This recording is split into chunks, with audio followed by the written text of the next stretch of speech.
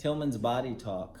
Today we're going to talk about modifications for the squat for the beginner. Okay, what happens over time is we just stop getting up, right? If you had a clicker and you looked at every decade, generally the further you get in years, the less you get up. And so everyone, I think, functional patient or non-patient, should be able to do 100 sit-to-stands.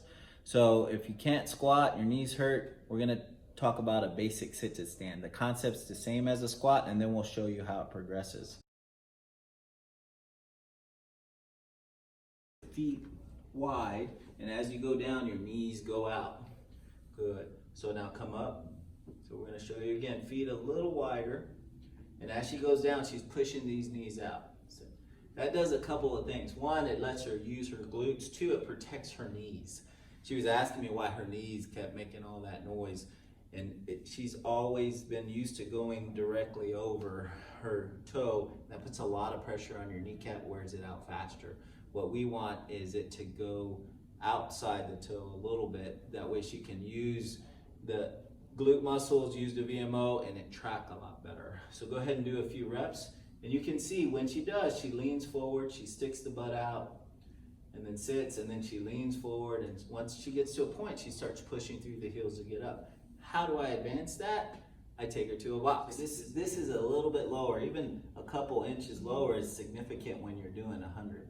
So how do we start? Typically, I want someone to start 10 in the morning, 10 at night, and maybe 3 or 4 days go to 20 in the morning, 20 at night, until you build to 50 in the morning, and 50 at night.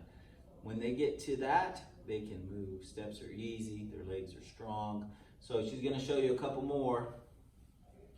She goes up and goes down. She doesn't try to slow going down, she goes down rapidly. She's not fighting gravity. All right, this is a side view from the box, but again, you can see she doesn't let her knees go way over her toes. She starts pushing her butt back and she sits down, and then she leans forward, pushes through the heel to come up. Okay, so I want to show you what she can do without a chair or a box. I wouldn't recommend this at home. This is for demonstration purposes, so you can see the difference to see what happens as we get older. Okay, go ahead and squat for me. All the way as she can go, and that's as low as she can go. Now if you look here, you can see the difference here, how she doesn't get her butt really close to her calf, and she really has to hold on. So she's not ready for a lot of squats without a box. As I build her to 100 and she gets more flexible, then I can look at going and doing squats without a box. And so this is an example of someone who has more flexibility in their knee, and a goal eventually for that modification person to get to this depth. Go ahead and squat. So you can see how low she goes. You can see how her butt gets really low to her calves, knees are still out, head's forward. She's really good balance. Versus in the previous one, you saw I had to hold because she didn't feel comfortable. It's called being comfortable in the rock bottom, which means the bottom of your squat.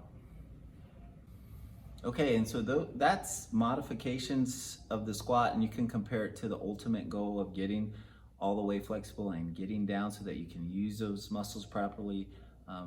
Again, it's safe to start in a chair, go to a box, and then eventually without a box, if you have a trainer or a spotter that can make sure that you're safe doing that. And that's Tillman's Body Talk on squat modifications. Definitely like the channel and subscribe.